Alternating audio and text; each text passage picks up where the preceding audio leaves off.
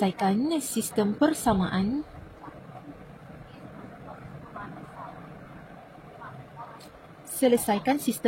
linear berikut dengan kaedah penghapusan.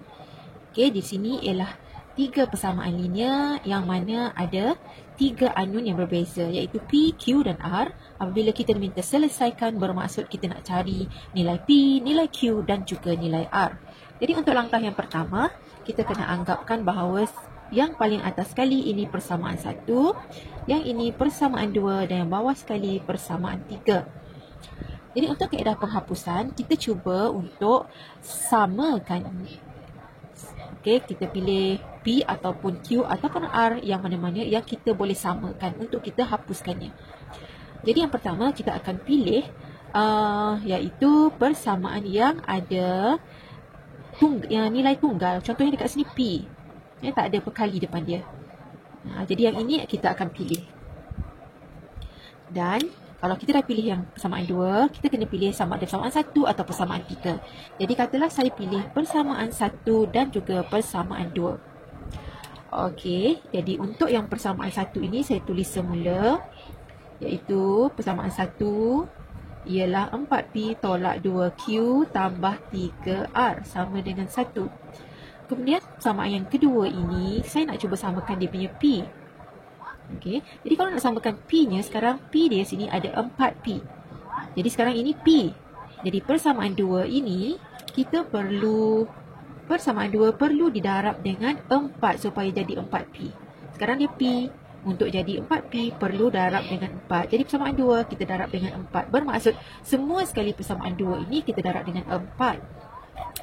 Maka kita dapat persamaan 2 menjadi 4 darab P, 4P. Tambah 3 darab 4 ialah 12Q. Tolak 4 darab 4 ialah 16R. Sama dengan negatif 7 darab 4 ialah negatif 28. Jadi yang ini adalah merupakan persamaan 1. Dan yang ini persamaan 1 tadi. Yang ini ialah persamaan 2 selepas kita darabkan dengan 4. Okey, jadi katalah ini persamaan yang ini dah sampai 4, jadi ini persamaan dah ada sampai 3, yang ini persamaan yang keempat. Jadi sekarang apa yang perlu kita buat ialah persamaan 1 dengan persamaan 4 ini kita boleh hilangkan P-nya. Jadi ini ada 4P, ini ada 4P juga, jadi kita boleh guna tolak. Persamaan 1 tolak dengan persamaan 4. Jadi kita dapat dekat sini 4P tolak 4P, habis, kosong. Tolak 2Q, tolak lagi dengan 12Q. Jadi dapat dekat sini negatif 14Q. 3R tolak lagi dengan 16R. 3R tolak jadi tambah. Jadi 3R tambah 16R ialah 19R. 1 tolak dengan negatif 28. Jadi 1 tolak dengan negatif 28, kita dapat 1 tambah 28. Bermaksud 29. Okey, hasilnya ini ialah merupakan persamaan yang kelima. Okey, jadi ini ialah kita dah selesaikan persamaan 1 dengan persamaan 2. Sekarang yang kita nak buat seterusnya ialah kita masih lagi mengekalkan persamaan 2 sebab yang single ini yang kedua. Jadi yang saya ambil yang kedua. Tadi selesaikan 2 dengan 1, sekarang kita buat 2 dengan 3 pula. Okey, saya tulis dulu persamaan 3 ini. Okey, persamaan 3 saya tulis semua sekali, iaitu 3P tambah Q tambah 2R sama dengan 5. Okey, ini persamaan 3. Kemudian persamaan, kita nak buat persamaan 2 dengan 3. Persamaan 3 saya dah tulis. Okey, sekarang persamaan 2 ini saya nak tulis di bawah ini, tapi kita nak hapuskan P. Ini P yang single ni, saya nak hapuskan P. Jadi P ini mesti sama. Sekarang persamaan 2 ini dia P. Persamaan 3 nya 3P. Jadi untuk samakan dia kepada 3P, persamaan 2 ini perlu darab dengan 3. Jadi saya tulis di sini persamaan 2 perlu darab dengan 3. Jadi kita dapat, ini darab dengan 3, dapat 3P tambah 3Q darab dengan 3, 9Q tolak 4 darab dengan 3 ialah 12R sama dengan negatif 7 darab dengan 3, negatif 21. Yang ini, selepas kita darabkan ini, dia menjadi satu persamaan yang baru, iaitu persamaan tadi dah sampai 5, sekarang persamaan 6. Okay. Jadi kita sekarang selesaikan persamaan 3 dengan 6. Untuk hilangkan P, ialah kita perlu tolakkan persamaan 3 tolak dengan persamaan 6. Jadi apa yang kita dapat ialah 3P tolak 3P, kosong. Q tolak dengan 9Q ialah negatif 8Q. 2R tolak dengan 12, negatif 12R. 2 tolak dengan negatif 12. Kita dapat menjadi tambah. Jadi 2 tambah 12 ialah 14R. Sama dengan 5 tolak dengan negatif 21. 5 tolak dengan negatif 21. Ini negatif-negatif jadi positif. Tambah 21. 5 tambah 21 ialah 26. Jadi persamaan yang baru ini kita namakan dia persamaan yang ke-7. Okey, jadi persamaan 5 ni ada Q dengan R. Persamaan yang ke-7 pun ada Q dengan R. Okey, jadi untuk menghapuskan keadaan penghapusan, kita kena fikir sama ada nak hilangkan Q ke, nak hilangkan R ke. Jadi kalau kita nak hilangkan mana-mana, kita kena permudahkan dia ataupun kita samakan dia. Okey, dan sebelum itu persamaan ini boleh dipermudahkan, boleh dibahagi dengan 2. Okey, jadi yang ini saya persamaan 7 ini saya bahagi dengan 2. Saya permudahkan dahulu. Dapat dekat sini negatif 4Q tambah ni 14R bagi 2 dapat 7R. Ini 26 bahagi 2 dapat 13. Jadi saya potong ini. Saya anggap yang ini sebagai persamaan yang ke-7. Okey, seterusnya kita nak hapuskan Q. Persamaan 5 ini dengan 7 ini saya cuba samakan Q dia. Okey, sekarang dia Q-nya berbeza. Di sini negatif 14Q, ini negatif 4Q. Jadi untuk keadaan penghapusan kita perlu samakan Q dia. Untuk samakan Q dia, jadi persamaan 5 ini saya perlu darabkan dengan 4. Kita terbalik ya. Yang ini untuk samakan dia kita darabkan dengan ini.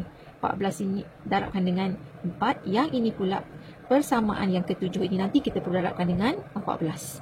Jadi persamaan 5 darab dengan 4. Jadi kita dapat negatif 14Q darab dengan 4 ialah kita dapat 56Q dan ada tanda negatif.